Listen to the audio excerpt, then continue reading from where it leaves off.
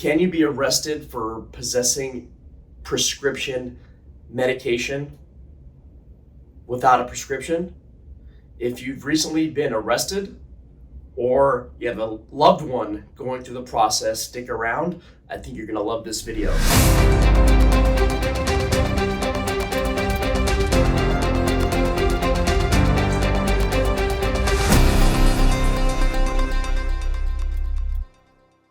My name is Dod. I've been a criminal defense attorney here in San Diego County since 2004.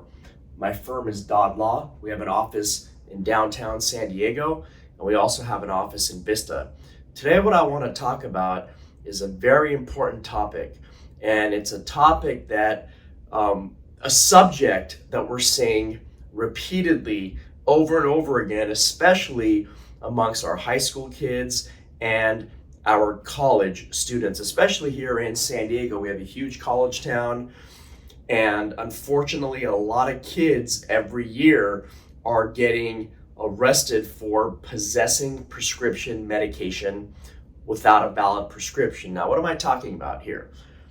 A lot of prescriptions or a lot of medications you can only get if you're prescribed by a doctor. Now, what's happening is a lot of these kids at University of San Diego, San Diego State, Point Loma University, University of California, San Diego, California Western School of Law, a lot of them are getting prescription medication from a friend, right? So let's say your friend hypothetically is using Ritalin to study, and they give you a few pills, or they're using Xanax because they're having trouble sleeping or for their anxiety, and they gave you a few pills, and you don't have a valid prescription. Now, what happens? What happens in a situation where you're caught and you have prescription pills and you don't have a valid prescription? Well, here in California, you're going to get a citation. Now, will they take you into custody at the time? Depending on how many pills you have. Now, if you're caught and you have hypothetically 500, Xanax bars or a bunch of different other pills, technically they can say that you were selling these pills. But what we're going to talk about today is just a simple possession. 2, 3, 4, 5, up to 10, pills. What's going to happen here in California now? What's going to happen is you're not going to get taken into custody. Okay, the officer is going to give you a citation and with a promise to appear, and you're going to have a court date probably about 4 to 6 weeks from the date that you were given that citation. And now here we are, you are hit with a misdemeanor charge for possessing pills without a valid prescription. Now, what is going to happen to you? Now, here in California, there are various programs that we can put our clients through in order to get their misdemeanor prescription case dismissed. So we have this diversion program where what we can do is we can have our clients do some courses, maybe some NA classes, some other courses on drug safety and the use and misuse of prescription drugs, maybe some volunteer work service. And then what we would do is we would file a motion, a misdemeanor diversion motion, and then the prosecutor most likely will disagree and oppose our motion, and then we have to go to court, and we're going to have to let a judge decide whether or not they're going to grant the motion. Now, if you have no criminal record and this is just a first-time offense, then it's almost a guarantee that any judge here in San Diego County is going to grant you misdemeanor diversion. You're going to get the case dismissed and get it off your record. The most important thing is this, guys. The judge is going to want to know why you have all these medications without a valid prescription. A lot of cases we get, our clients are actually getting the medication from their mother, from their father. They're going to their parents' pill cabinet and they're actually getting these pills from their parents. So if you have children, it's very important that you know where these pills are, the Oxycontins, the Xanaxes, the Ritalins, the other types of pills that common high school kids, college kids are taking. You need to know where those are at, and you need to hide it from them, because if your son or daughter gets arrested or given a citation for these prescription pills, sometimes, and I'm not saying it happens all the time, sometimes this can all fall back on you as the parent. But most of the time what we can do is we can have our clients do these courses and the case gets dismissed. Now, another common example we get is this. You take a pill, you don't have a prescription for it, and you get behind a wheel and you drive.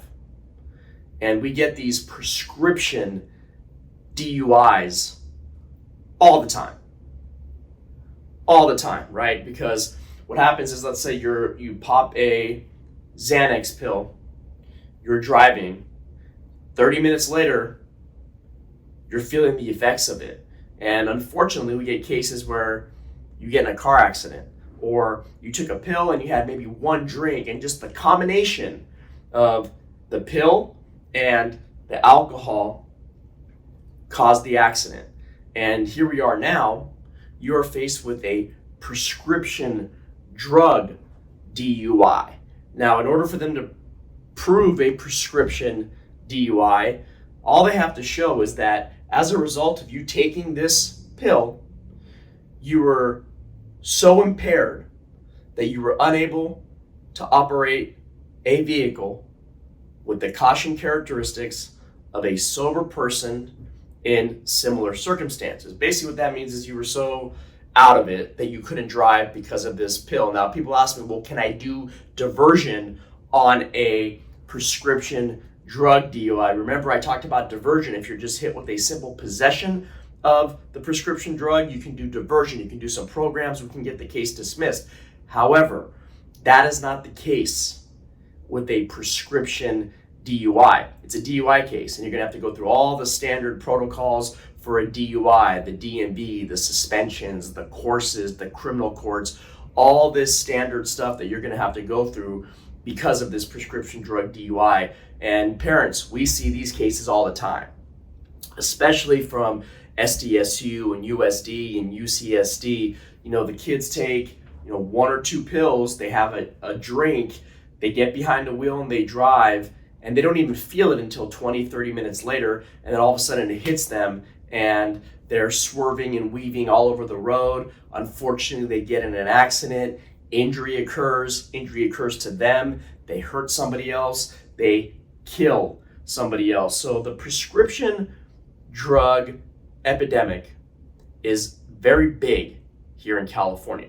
And if you're a mother or father, I would encourage you to talk to your kids about the dangers of taking medication without a valid prescription, especially when you mix it with alcohol.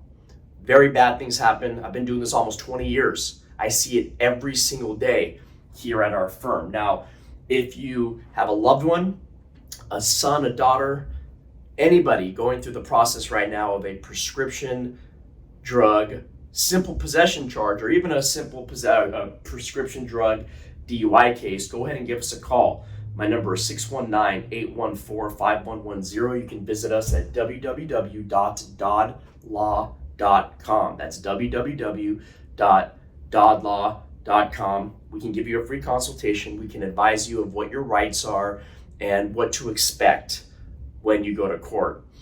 Hit that like button. You can also subscribe to my channel, hit that notification bell, so when I put out videos, you can be notified of the videos I put out, because really all we're trying to do here is educate the public, help the public get the help they need when they're accused of a crime, and just let them know what their rights are. Once again, my name is Dod. We're located here downtown San Diego. We also have an office in Vista. Once again, the phone number, 619-814-5110. You can also try calling us at 833-4 Law. If you give us a call, just let them know that you want to talk to me. I'd be more than happy to talk to you about your case, if you already have an attorney, I'll be more than happy to give you a second opinion and just advise you what your rights are. Remember, the easiest way to avoid a DUI: don't drink and drive. Stay safe, everyone.